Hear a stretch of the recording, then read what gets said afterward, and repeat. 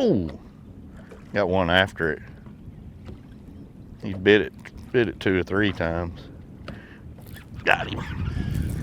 Watched all those fish right there on live. I could see stuff out in front of me, and it was a whole school of these.